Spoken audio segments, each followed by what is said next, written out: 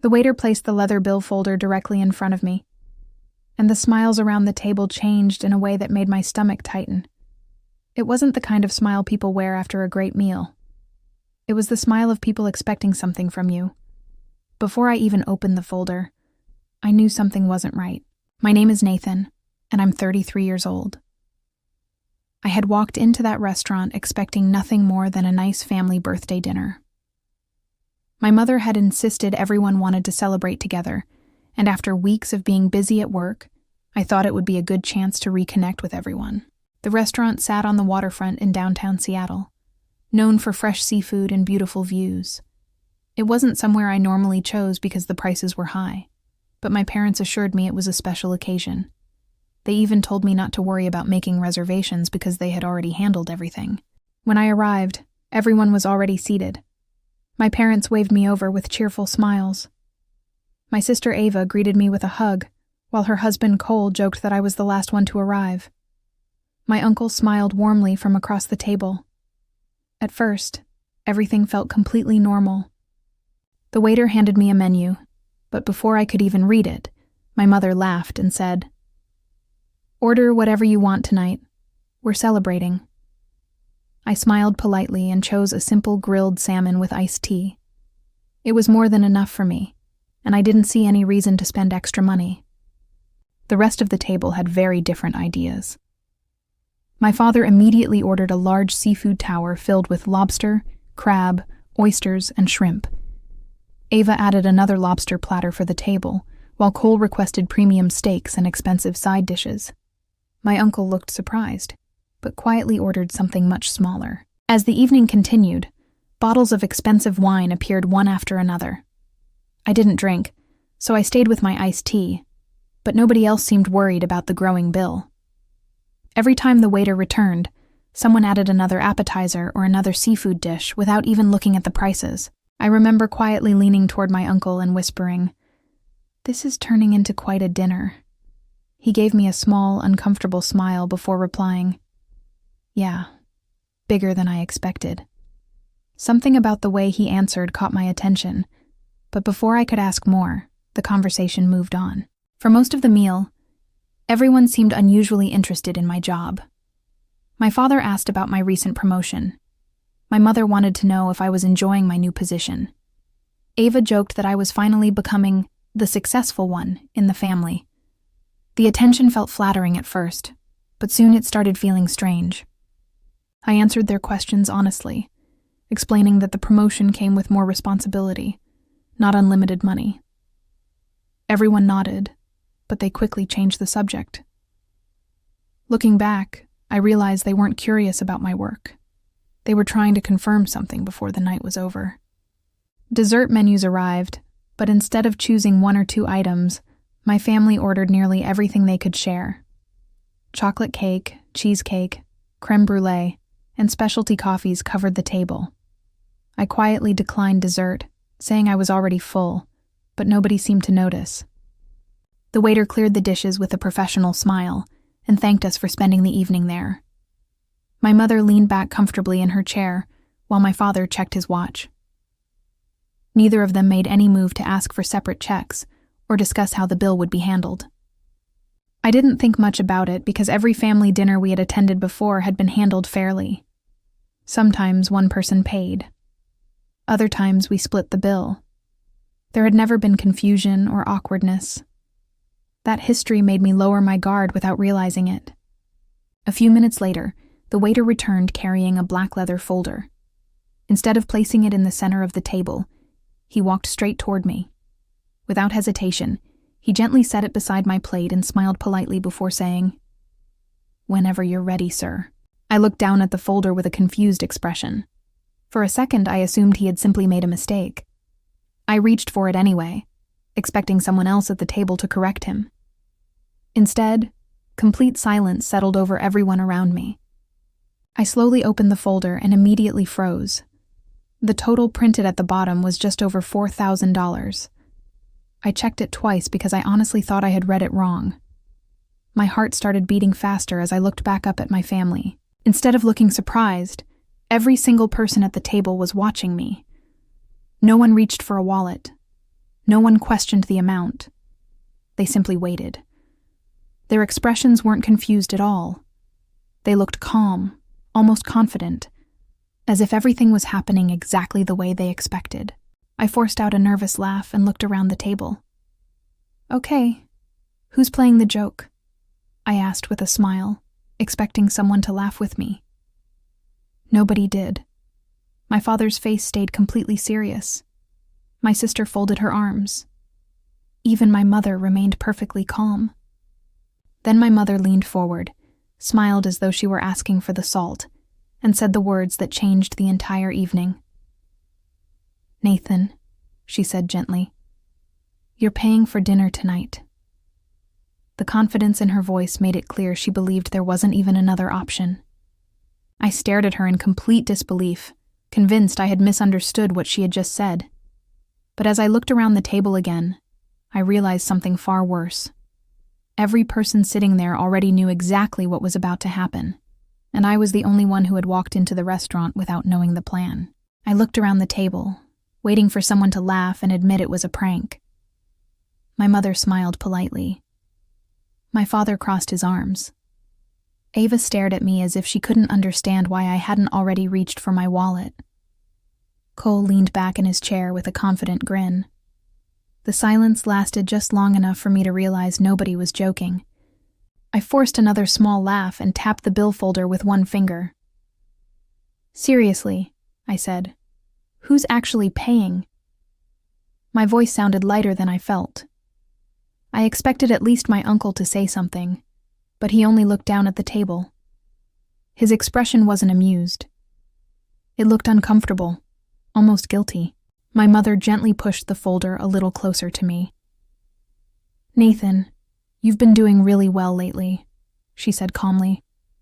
"You got that big promotion, remember? We all thought it would be nice if you treated the family."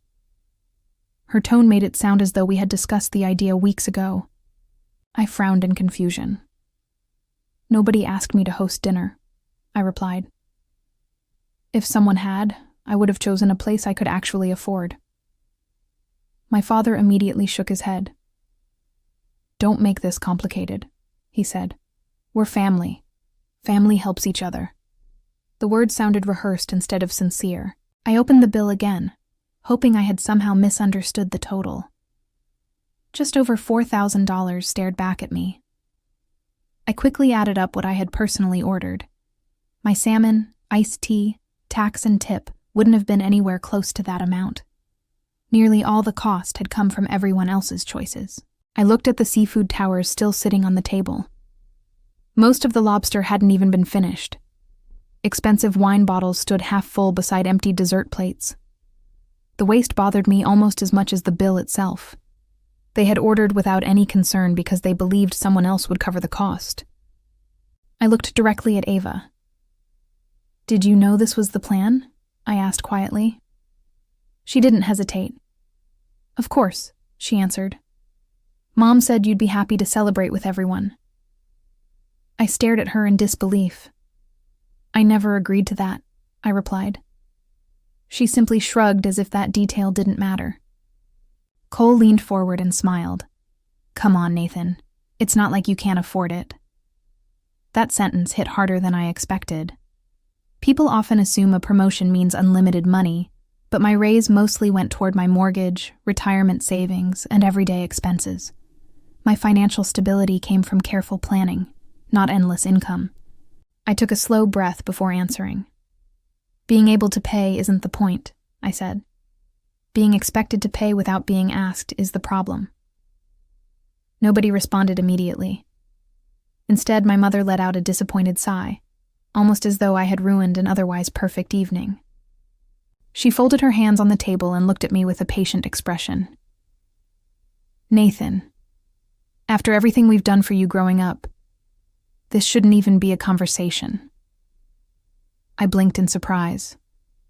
Somehow she had turned an unexpected restaurant bill into a question about gratitude. I could feel the pressure building around me. My father joined in. "You're acting like we're strangers asking for money," he said firmly. "We're your parents." His words were designed to make me feel guilty. but they ignored one simple fact. Parents don't secretly spend thousands of dollars expecting their child to discover the bill at the end of the meal. I glanced toward my uncle again, hoping he might finally speak. He shifted uncomfortably in his chair but remained silent. Something told me he wanted to say something, yet he seemed unwilling to challenge the rest of the family in front of everyone. That silence only made the situation feel worse. The waiter walked by to refill water glasses, completely unaware of the growing tension. Everyone around the table instantly smiled as if nothing was wrong. The moment he walked away, those smiles disappeared. It felt like two completely different conversations were happening in the same room. I rubbed my forehead and tried to stay calm. Raising my voice wouldn't solve anything. "If this was your plan," I asked, "why didn't anyone tell me before we ordered?" No one answered immediately. Instead, Ava exchanged a quick glance with my parents before looking back at me. Finally, my mother spoke. "Because we knew you'd say no." Her honesty shocked me. She didn't deny hiding the plan. She openly admitted they had kept it from me because they expected I wouldn't agree. Hearing those words made everything suddenly much clearer. I slowly closed the bill folder and placed both hands on the table. "So you intentionally kept this from me?" I asked. My father answered without hesitation. "Sometimes people need a little push to do the right thing." I couldn't believe he actually thought surprise and pressure were acceptable ways to treat family. For a few seconds, nobody spoke. The sounds of nearby conversations and clinking dishes filled the silence around us. Other families were laughing and enjoying dinner, while ours sat frozen over a bill that should never have become my responsibility in the first place. I looked once more at every face around the table. Not one person reached for a wallet. Not one person offered to split the cost. They had all arrived expecting the exact same ending. I wasn't looking at a misunderstanding. I was looking at a plan. I leaned back in my chair and took one slow, steady breath. The pressure to give in was obvious, but so was the truth. If I paid that bill without saying anything, I wasn't solving the problem. I was teaching everyone at the table that they could do it again. Before I made another decision, I looked toward the waiter, who was standing near the front of the dining room. At that exact moment, he caught my eye and started walking back toward our table, completely unaware that the next few minutes were about to change the entire evening. The waiter stopped beside our table with the same polite smile he had worn all evening. "Is everything all right, sir?" he asked. I looked up at him, then back at my family. Every eye in the room seemed fixed on me, waiting for me to hand over my credit card. Instead, I calmly closed the bill folder and took a slow breath before answering. "I'm afraid there's been a misunderstanding," I said politely. "I never agreed to pay for everyone's meal." The smile on my mother's face disappeared instantly. My father let out a frustrated sigh, while Ava quietly shook her head, as if I were embarrassing the family. Cole leaned back in his chair with an annoyed expression. My mother quickly interrupted before the waiter could respond. "It's fine," she said with forced confidence. "He's just surprised by the total." She gave me a sharp look that clearly meant, "Stop making this difficult." But I wasn't willing to let someone else speak for me anymore. I looked back at the waiter and repeated myself calmly. "No, that's not the issue. I was invited to dinner. Nobody told me I would be paying for the entire table." The waiter glanced around at everyone, suddenly realizing this wasn't a simple question about the check. His professional smile slowly faded into a concerned expression. My father folded his arms. "Nathan," he said through clenched teeth, "don't create a scene." I answered without raising my voice. "I'm not creating a scene. I'm explaining that I never agreed to this." The difference mattered, even if my family refused to admit it. Ava leaned forward across the table. "You're acting selfish," she said. "You know you can afford it." I looked directly at her. "Whether I can afford it isn't the point," I replied. "You don't volunteer someone else's money without asking them first." She opened her mouth to argue but couldn't find a convincing response. The waiter quietly asked, Would you like me to get the manager? Before I could answer, my mother quickly said, "That won't be necessary." She was clearly hoping to keep the disagreement inside the family. I understood why. The moment someone outside our table heard the full story, the situation would sound very different. I politely nodded toward the waiter. "Yes, please ask the manager to come over." My father stared at me in disbelief. "Are you serious?" he asked. I met his eyes. Completely. If they believed pressure would force me to give in, they had underestimated how important fairness was to me. While we waited, nobody spoke. The table that had been full of loud conversation only minutes earlier became completely silent. Nearby diners continued enjoying their meals, unaware that a family argument was unfolding just a few feet away. The silence felt heavier than any shouting ever could. A few moments later, the restaurant manager approached our table with a calm, professional expression. "Good evening," she said kindly. "I understand there's a concern about the bill. How can I help?"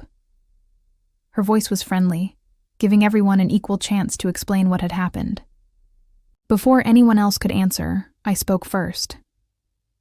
"I was invited to dinner by my family," I explained. "I ordered one meal and one drink. I was never told I'd be paying for everyone else. The full bill was placed in front of me without my knowledge."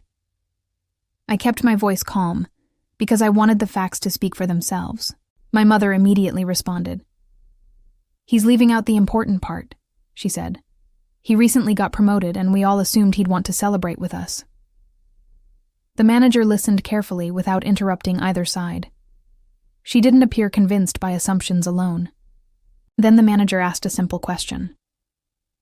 "Did anyone specifically inform Mr. Nathan before the meal that he would be responsible for the entire bill?" The table fell silent. My parents looked at each other. Ava looked down. Cole avoided eye contact.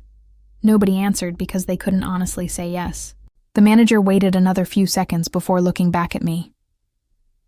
"So this wasn't discussed in advance?" she asked. "No," I replied. "If it had been, I would have made my own decision before anyone ordered expensive food." My answer was simple, and it reflected exactly what had happened. Just then, the waiter quietly spoke up. His words surprised everyone at the table. "Actually," he said carefully, "when your family arrived before you, someone told me the gentleman joining later would be covering the entire dinner." My heart sank as I realized this wasn't a misunderstanding at all. The manager turned toward my family. "Is that correct?" she asked. Nobody answered immediately. My mother's confident expression disappeared, replaced by obvious discomfort. My father looked away, while Ava nervously adjusted her napkin. Their silence said more than any explanation could. I stared at them in complete disbelief. They hadn't simply hoped I would pay. They had told the restaurant ahead of time that I would. The entire evening had been planned before I even walked through the front door. Every expensive order suddenly made perfect sense. The manager remained calm but professional. "Since there appears to be a disagreement," she said, "I'd like to review the order details before processing any payment." My father shifted uncomfortably in his seat. The confidence he had shown earlier was beginning to disappear. I quietly folded my hands on the table. I wasn't angry anymore. I was disappointed. The people I trusted most had carefully arranged a situation where they expected guilt and public pressure to force me into paying thousands of dollars without my consent. As the manager asked a staff member to pull up the dining records and review the seating information, I realized something important. The conversation had moved beyond family pressure. Now it was about facts, and for the first time that evening, the truth was finally starting to come to light. The restaurant manager remained calm as she looked around our table. "Let's sort this out fairly," she said. Her professional tone immediately lowered the tension. Unlike my family, she wasn't interested in assumptions or emotions. She wanted facts, and for the first time that evening I felt like someone was actually listening. I thanked her and explained my request. "I'd like to pay for exactly what I ordered," I said. "If possible, I'd appreciate it if the bill could be split by each person's order." My voice stayed steady. I wasn't asking for a discount or trying to avoid responsibility. I simply wanted everyone to pay for what they had chosen themselves. My father leaned forward immediately. "That's ridiculous," he snapped. "We're one family sitting at one table." The manager politely smiled before answering. "Many families request separate checks, sir. It's not unusual." Her calm response made my father's argument lose some of its force. My mother quickly joined in. "This is becoming embarrassing," she said quietly. "People are watching." I looked around the dining room for a moment. A few nearby tables had noticed the conversation, but nobody seemed interested in judging us. The embarrassment wasn't coming from my refusal. It was coming from the situation they had created. The manager turned to the waiter.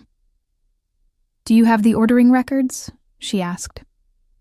He nodded and showed her the digital order list on his handheld device. Every item had been entered under the seat where it was ordered. The restaurant system automatically tracked each guest throughout the meal. She carefully reviewed the list. My grilled salmon and iced tea appeared under my seat exactly as expected. My father's seafood tower, Ava's lobster platter, Cole's premium steak, expensive wine, desserts, and every extra appetizer were clearly assigned to different places around the table. Nothing about the order suggested I had chosen any of it. Before saying anything else, the manager quietly asked another staff member to confirm the seating arrangement using the restaurant's overhead security footage from the dining area. She explained that the cameras were used only to verify service issues and guest disputes. I appreciated how carefully she handled everything without accusing anyone. A few minutes later, the staff member returned and quietly confirmed what the order records already showed. Every guest had remained in the same seat throughout the evening. There was no confusion about who ordered which dishes. The evidence was simple, clear, and impossible to argue with. The manager looked back at our table. "Based on the order records and seating confirmation," she said politely, "we're able to prepare separate checks for each guest." Her voice remained friendly, but her decision was firm. I could almost feel the atmosphere around the table changing. The confidence my family had shown earlier disappeared almost instantly. My father stopped arguing. Ava stared down at the table. Cole slowly unfolded the receipt copy beside his plate and quietly looked at the amount next to his own order. My mother pressed her lips together without saying a word. The waiter returned a few minutes later, carrying several smaller bill folders instead of one large one. He carefully placed each folder in front of the correct person. Mine contained only my salmon, my iced tea, tax, and tip. For the first time that evening, the bill in front of me actually matched what I had ordered. My father opened his folder and frowned immediately. "There has to be some mistake," he muttered. The waiter politely replied, "No, sir. This reflects the items ordered from your seat." My father looked at the total again and quietly closed the folder without another word. Ava's eyes widened as she calculated the cost of the lobster and desserts she had chosen. Cole whispered something to her that I couldn't hear, but judging by their expressions, they hadn't expected their own meals to cost nearly as much as they did. Suddenly, every expensive decision from earlier in the evening felt very real. I reached into my wallet, removed my credit card, and placed it inside my own bill folder. Paying for my dinner wasn't difficult. I had expected to do that from the beginning. The difference was that now I was paying for my choice instead of everyone else's decisions. As the waiter collected my payment, my mother suddenly leaned toward me. Her voice softened, almost pleading. "Nathan," she whispered, "can't you just cover everyone this one time? We'll figure something out later." It was the first time all evening she had sounded uncertain instead of confident. I looked at her calmly and shook my head. "If you had asked me before dinner, we could have had a conversation," I said quietly. "But you made the decision for me without my permission. That's why I can't say yes now." She looked away without responding. The manager thanked everyone for their patience and stepped away, believing the issue had been resolved. I thought the evening was finally coming to an end. I couldn't have been more wrong. My mother wasn't ready to let the situation end with separate checks. She looked around the table before taking a slow breath. Then she straightened her shoulders as though preparing one final argument. I recognized that expression immediately. It was the same look she wore whenever she believed she could still change someone's mind through guilt instead of reason. She turned back toward me with tears beginning to form in her eyes. "Nathan," she said softly enough for only our table to hear. "Family is supposed to support each other no matter what." The words were carefully chosen, meant to make me question my decision one last time. Everyone at the table became silent again. My father looked at me expectantly. Ava folded her hands together. Even my uncle remained quiet, watching closely. They all seemed to believe those few words would finally convince me to give in after everything that had happened. I looked around the table one last time before answering. My decision was already made, but I also knew my response would determine what happened next. I took a slow breath, met my mother's eyes, and prepared to explain why love and support should never be confused with manipulation. I looked at my mother for a few seconds before answering. Her words about family would have meant something if they had been spoken before anyone ordered thousands of dollars worth of food. Instead, they came only after their plan had failed. I took a slow breath and kept my voice calm because I wanted my message to be remembered, not my emotions. "I believe family should support each other," I said quietly. "But support is something you ask for with honesty. It isn't something you force through pressure or surprise." My mother lowered her eyes for a moment, but she still didn't respond. Around the table, nobody seemed willing to argue with the facts anymore. My father finally spoke. "You're making too much of this," he said. "It's only money." I looked directly at him before answering. "If it's only money, then everyone here should have no problem paying for what they ordered." The table became silent again, because there wasn't an honest response to that simple statement. Ava folded her arms and sighed. "We thought you'd be generous." I nodded slowly. "Generosity is choosing to give," I replied. "It stops being generosity the moment someone decides for you." She looked away, clearly frustrated that the conversation wasn't going the way she expected. Cole quietly opened his bill again and started calculating the total on his phone.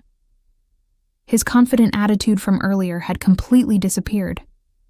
The expensive steak, seafood, wine, and desserts suddenly looked very different now that he was responsible for paying for them himself.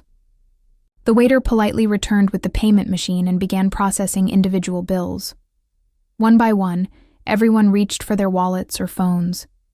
The excitement they had shown while ordering lobster and premium drinks was gone. The reality of paying for those choices had finally caught up with them. While everyone was focused on their bills, my uncle slowly stood up. "Before we leave," he said quietly, "I need to say something." Every person at the table looked toward him. His calm voice carried more weight than anyone expected, because he had remained silent for most of the evening.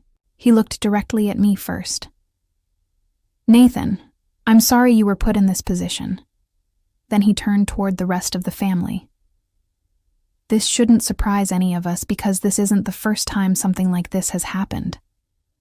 My mother immediately looked uncomfortable, while my father frowned without saying anything.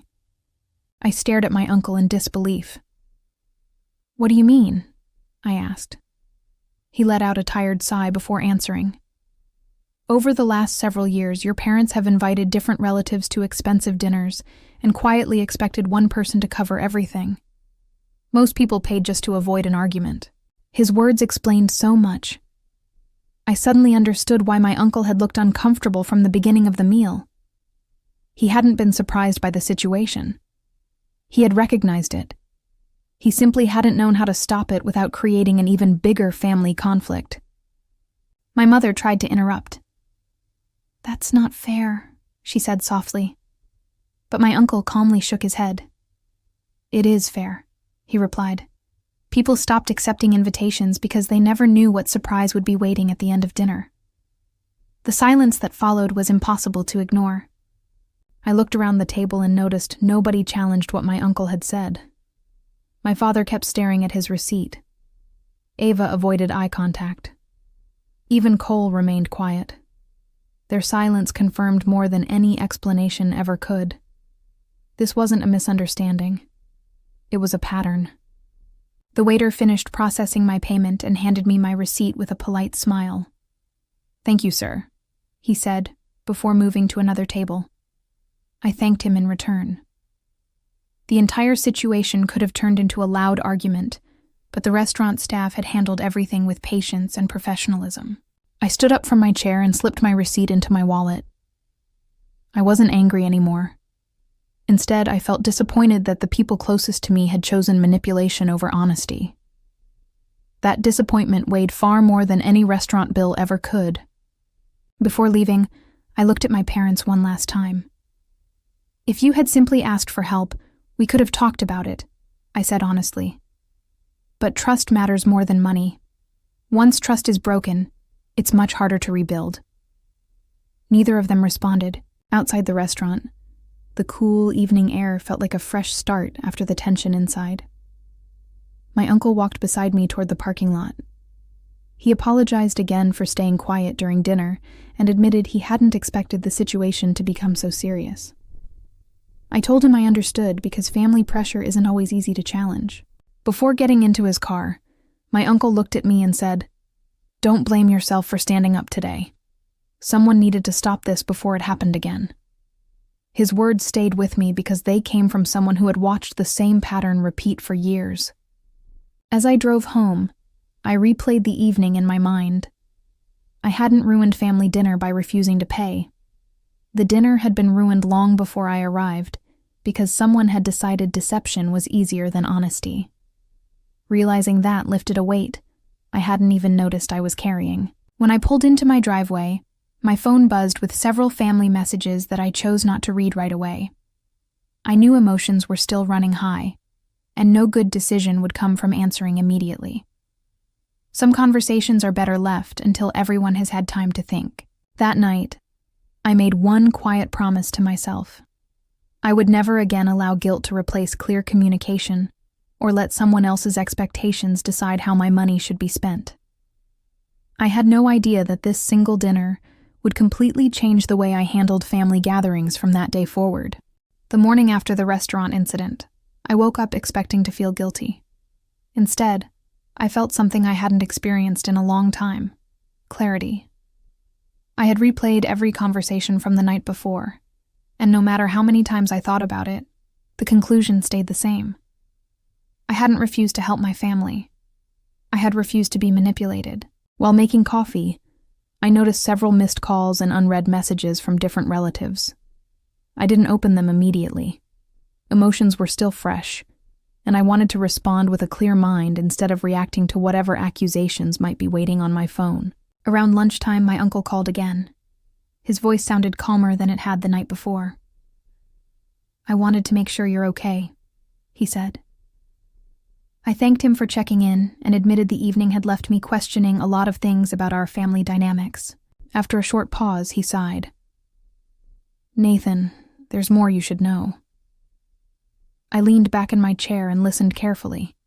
His tone told me this wasn't going to be an easy conversation.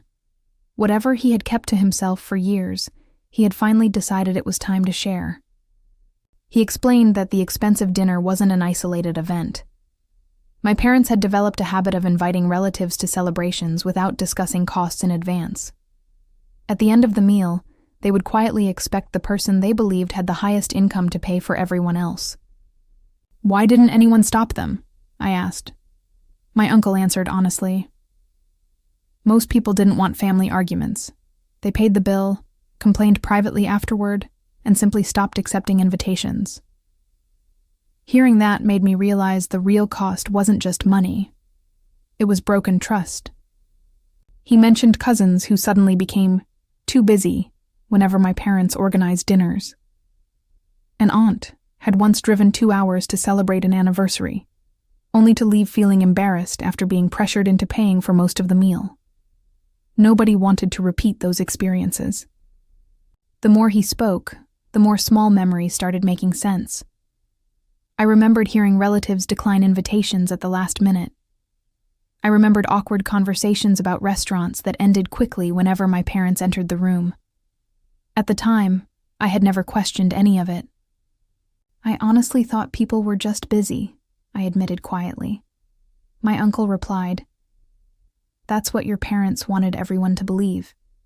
It was easier than admitting why people stayed away. His words were calm, but they carried years of disappointment.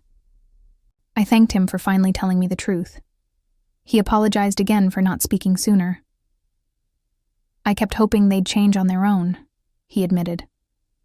Instead, the behavior just continued. I couldn't blame him. Standing up to family isn't nearly as easy as people imagine. After we ended the call, I sat quietly for several minutes. I wasn't angry anymore. Mostly, I felt sad that so many family gatherings had quietly turned into financial traps instead of celebrations. Moments that should have brought people together had pushed them apart. That afternoon, my mother called. I watched her name appear on my phone but decided not to answer right away. I wasn't avoiding her forever. I simply needed time to think before having another emotional conversation.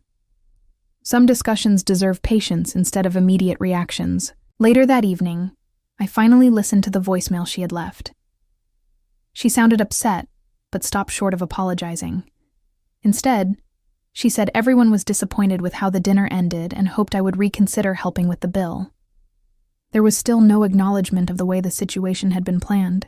I quietly deleted the voicemail without responding. The request itself told me nothing had really changed. They were still focused on the money instead of the broken trust that had caused the entire problem. Until that changed, another conversation wouldn't accomplish much. Over the next few weeks, several family invitations arrived through text messages. Birthday dinners, weekend lunches, and holiday planning all appeared on my phone. This time, I replied with one simple question before giving an answer. How will the bill be handled? That single question usually ended the conversation. Sometimes nobody replied. Other times I received vague answers that avoided the topic completely. Instead of arguing, I politely declined those invitations. I had learned that clear expectations prevent uncomfortable surprises later. A few relatives quietly reached out to thank me. They admitted they had started asking the same question before accepting invitations. For the first time, people were openly discussing something they had avoided for years. It wasn't creating conflict. It was creating honesty. My parents didn't appreciate the change. They believed I was encouraging other relatives to distrust them. From my perspective, I wasn't spreading distrust at all. I was encouraging transparency.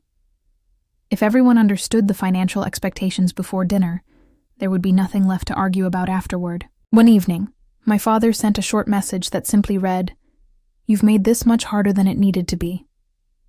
I looked at the screen for a long moment before putting my phone down. Deep inside, I knew the opposite was true. Honest conversations always feel difficult at first, but they prevent much bigger problems later. As the weeks passed, I made another decision that brought me peace. I stopped accepting invitations where money was never discussed in advance, and I politely declined every event organized by my parents until trust could be rebuilt. Some relatives called me stubborn, while others quietly admitted they wished they had set the same boundaries years earlier. Over the next several months, I kept the promise I had made to myself. Whenever my parents organized a dinner, celebration, or weekend outing, I politely declined. I never argued, never criticized anyone, and never brought up the restaurant incident. I simply said I already had other plans or preferred to stay home. Quiet boundaries brought me far more peace than endless debates ever had. At first, my parents assumed I would eventually give in. My mother continued sending cheerful invitations as though nothing had happened. My father occasionally called to ask why I had become so distant. I always answered respectfully, but my response never changed. "I'm not comfortable attending until we're able to rebuild trust." Some relatives believed I was making too much of one expensive dinner. A cousin told me, "Families fight sometimes. You should just move on." I smiled politely and changed the subject. I knew they hadn't experienced what I had. They had only heard pieces of the story, not the careful planning behind it. Other relatives reacted very differently. A few quietly contacted me after hearing what had happened. One admitted she had stopped attending family dinners years earlier because she never knew who would be pressured into paying. Another thanked me for standing up in a way nobody else had been willing to do. Those private conversations reminded me that setting boundaries often helps more people than we realize. I hadn't planned to become an example for anyone. I had simply refused to accept something that felt dishonest. Still, it encouraged others to speak more openly about their own experiences. One Saturday afternoon, my phone rang while I was finishing some work at home. The caller ID showed my sister Ava. We hadn't spoken since the restaurant, so I hesitated before answering. Finally, I picked up. "Hi," I said calmly. Her voice sounded softer than usual. "Nathan, can we talk?" she asked. There wasn't any anger in her tone, only hesitation. I agreed to listen. After a long pause, she finally explained why she had called. "Mom and Dad want to make things right." I stayed quiet for a moment before responding. "What does that mean?" I asked. Ava sighed. "They know things have gotten worse since that dinner. Hardly anyone accepts invitations anymore, and people have started asking questions before agreeing to meet." Her words confirmed exactly what my uncle had predicted. I appreciated her honesty, but I also knew words alone wouldn't solve anything. "Have they actually admitted what happened?" I asked. Another pause followed. "They're ready to talk," she answered carefully. "They know the family can't keep going like this." I wasn't interested in another emotional argument around a restaurant table. If we were going to have a real conversation, it needed to happen somewhere simple and neutral. "I'm willing to meet," I replied, "but not over another expensive dinner." Ava sounded relieved. "That's fair," she said immediately. "Where would you feel comfortable?" I thought for a few seconds before answering. I wanted a place where no one could repeat the same mistake, and where leaving would be easy if the conversation turned into another attempt at guilt. "Let's meet at a small coffee shop," I suggested. "Everyone can order their own drink, and there's no confusion about the bill." Ava quietly laughed for the first time during the call. "Honestly," she admitted, "that probably makes the most sense." Before ending the conversation, she thanked me for at least being willing to listen. I appreciated that she wasn't demanding immediate forgiveness or pretending nothing had happened. She understood trust had been damaged, and rebuilding it would take time. After we hung up, I sat quietly thinking about the upcoming meeting. Part of me hoped my parents had truly reflected on what had happened. Another part warned me not to expect too much. Hope and caution can exist together, and that was exactly how I felt. The following week, Ava sent me the address of a small neighborhood coffee shop not far from my office. It wasn't fancy or expensive. It was simply a quiet place where people came to drink coffee and have conversations. That alone made me feel more comfortable. The night before the meeting, I reminded myself why I had agreed to go. I wasn't looking for an apology just to make myself feel better. I wanted honesty. Without honesty, no relationship, family or otherwise, could ever become healthy again. The next morning, I arrived a few minutes early and chose a table near the window. I ordered a regular cup of coffee and watched people walk past outside. The simple setting felt peaceful, a complete contrast to the crowded restaurant where everything had gone wrong. A few minutes later, I saw my parents walking toward the entrance together.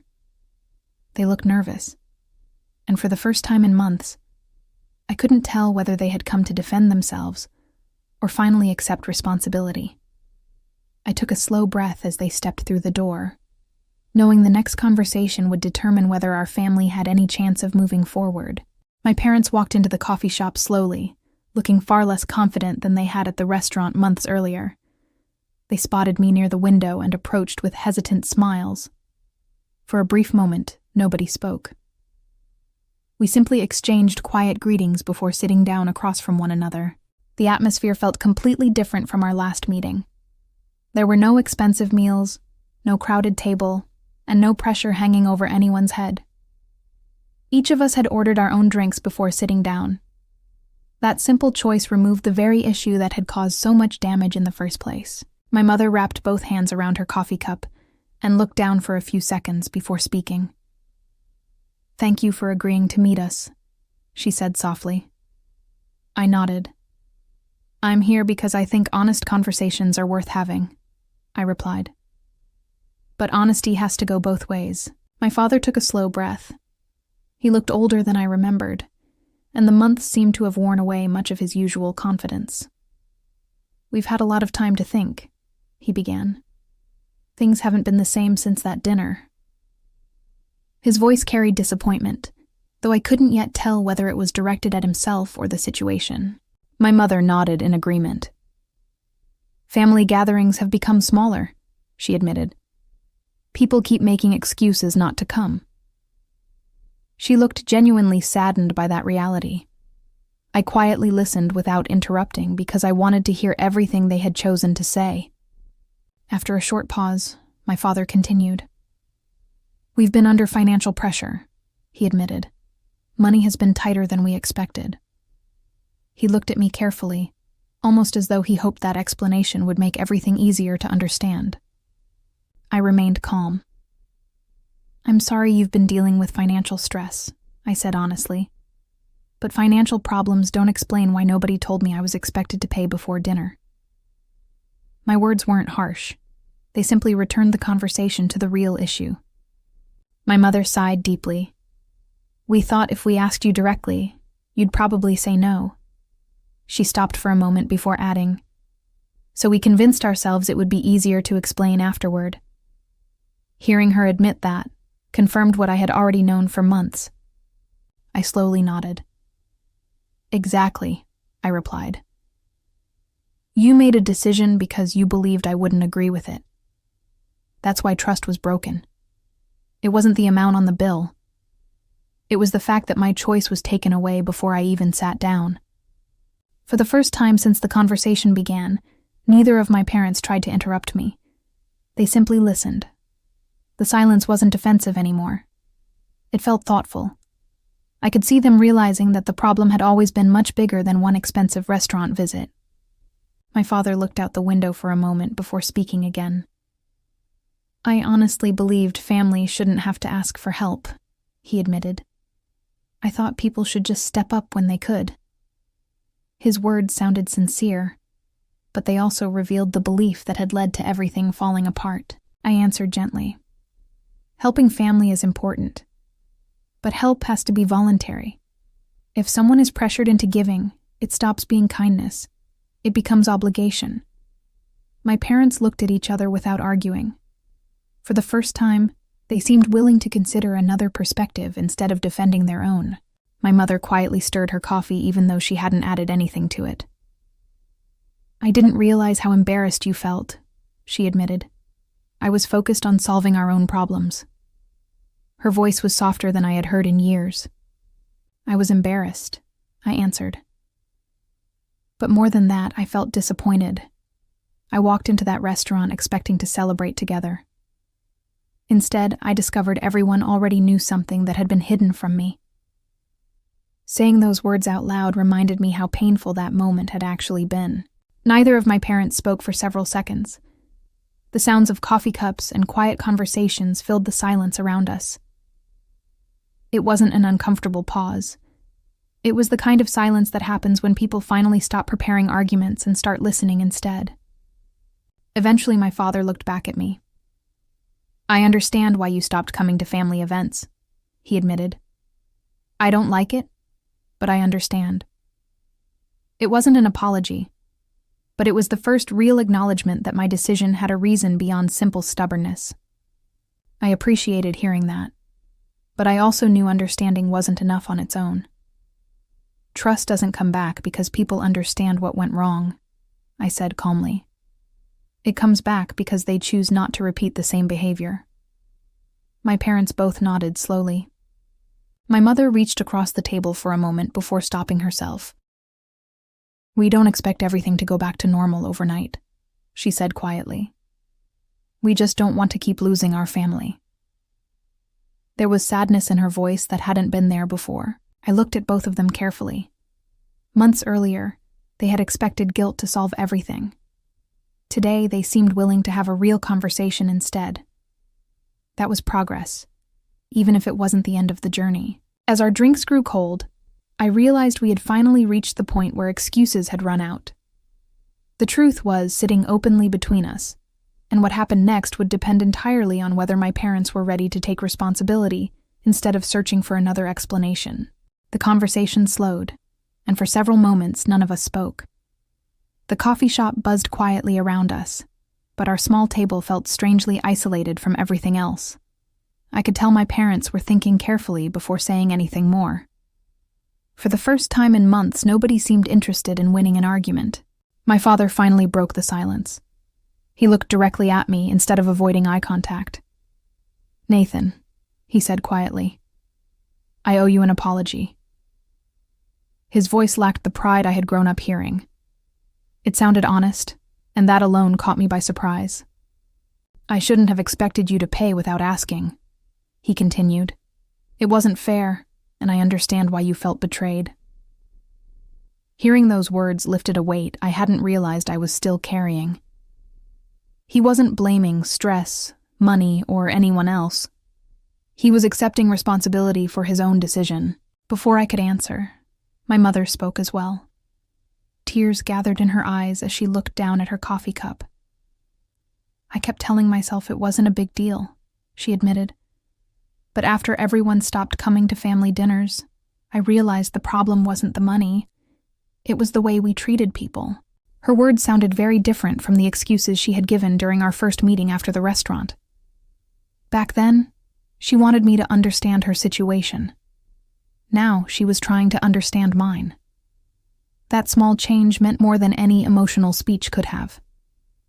I remained quiet for a moment before answering.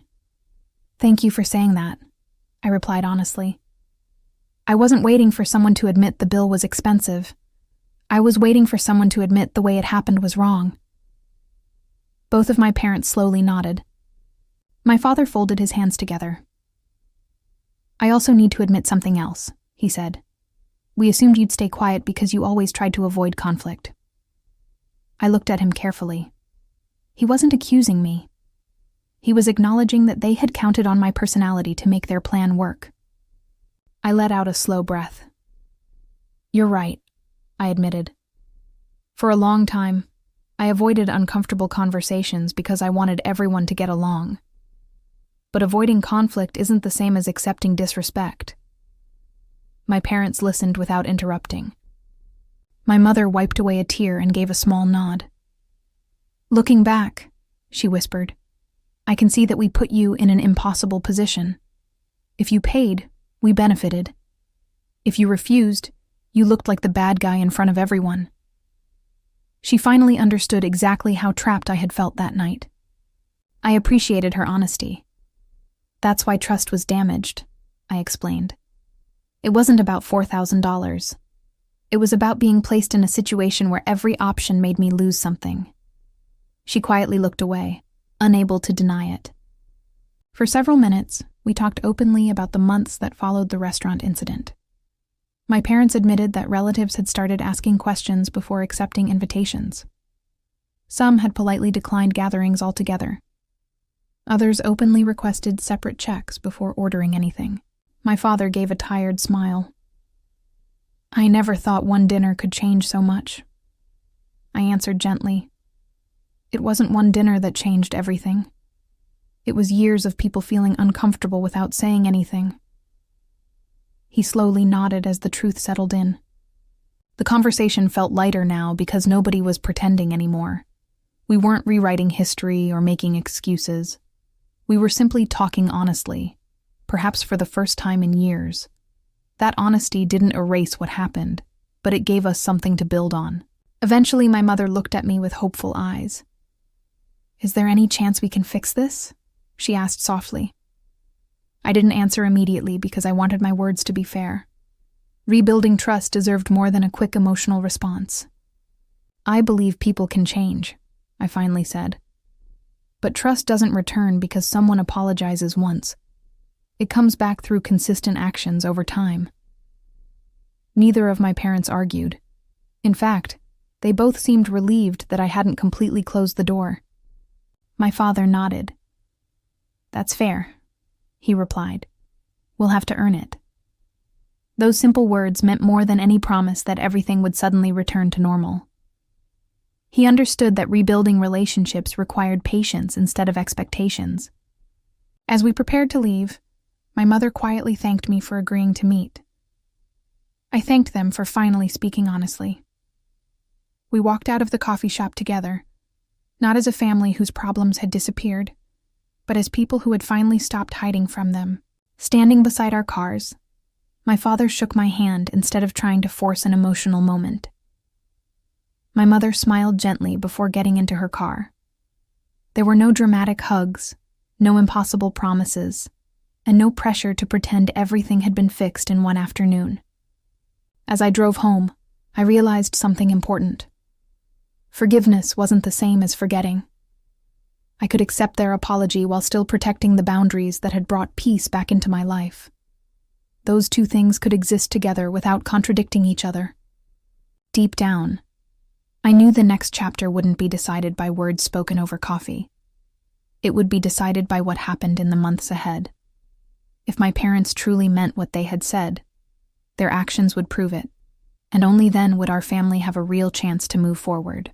The months after our meeting at the coffee shop moved slowly, but they moved in the right direction. Nobody expected trust to return overnight, and that made every small improvement feel genuine. Instead of pretending the past had never happened, we focused on making better choices in the present. That simple change made every family conversation feel lighter.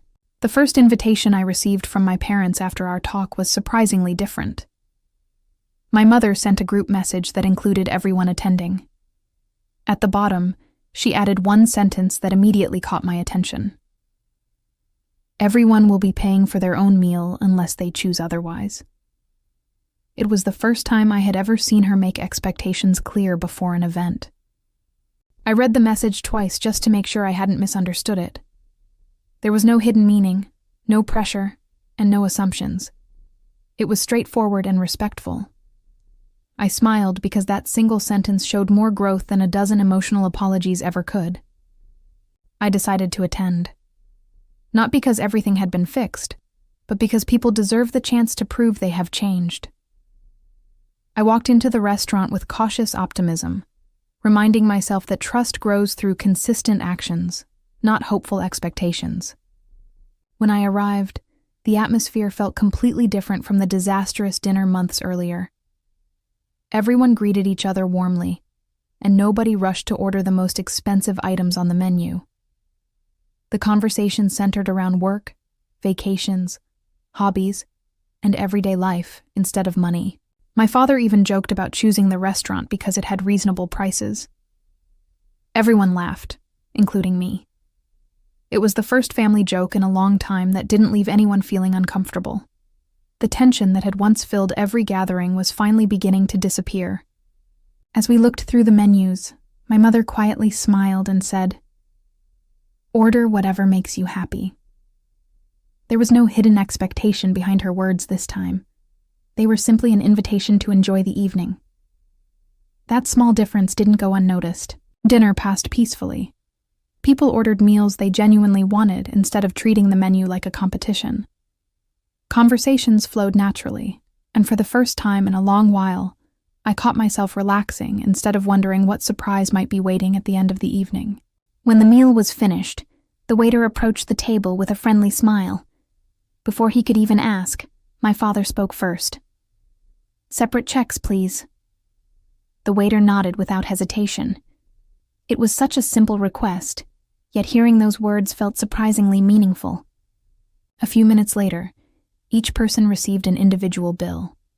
Nobody complained. Nobody looked shocked. Everyone simply paid for their own meal, thanked the waiter, and continued talking. The entire process lasted less than 5 minutes. It made me wonder why something so simple had ever become such a complicated issue. While everyone gathered their coats, my father quietly walked over to me. "Thank you for giving us another chance," he said. I looked at him and answered honestly. "Thank you for proving this conversation wasn't just words." We both understood exactly what that meant. My mother joined us a moment later. She smiled softly and said, "We've realized something important." I waited for her to continue. "Respect costs nothing," she said, "but losing it can become incredibly expensive." Her words stayed with me because they captured everything our family had learned. Over the following months, family gatherings slowly became enjoyable again. Every invitation included clear plans. Every expense was discussed openly, and nobody ever assumed another person would quietly take care of the bill. Honesty became the new family tradition, replacing silent expectations. Even relatives who had stopped attending years earlier slowly began coming back. My uncle smiled one afternoon and whispered, "This feels like the family I remember." I smiled back because I knew exactly what he meant. People laughed more when they weren't worried about hidden surprises. One evening, Ava apologized privately for the way she had treated me during the restaurant incident. She admitted she had followed along because she didn't want to disagree with our parents in front of everyone. I appreciated her honesty and told her that admitting a mistake takes courage. Looking back, I realized the restaurant bill had never been the biggest problem. $4,000 was just a number. The real cost had been the trust that disappeared every time someone chose manipulation over honesty. Once I understood that, my decision to stand my ground made complete sense. I also learned something about myself. For years, I believed avoiding conflict made me a kind person. That experience taught me that real kindness sometimes requires difficult conversations. Healthy boundaries don't destroy relationships. They protect the good ones from becoming unhealthy. My parents changed because they finally faced the consequences of their choices instead of expecting someone else to fix them. I changed because I stopped confusing guilt with responsibility. Those lessons didn't come easily, but they made every future family gathering stronger. Now, whenever we meet for birthdays, holidays, or simple weekend dinners, everyone knows exactly what to expect. We celebrate together, laugh together, and leave with the same respect we brought through the door. The fear and uncertainty that once surrounded family meals are completely gone. Sometimes people ask whether refusing to pay that $4,000 bill was worth all the tension that followed. My answer is always the same. I didn't refuse because of the money. I refused because respect should never come with a price tag, and trust should never be built on surprise or pressure. That night at the restaurant could have ended with me quietly handing over my credit card and pretending everything was fine. Instead, it became the moment our family finally confronted a problem that had been growing for years. I didn't win because I saved $4,000. I won because I found the courage to say no to manipulation, yes to honesty, and in doing so, help my family rediscover the respect that had been missing all along. And that turned out to be the most valuable thing anyone brought home from that dinner.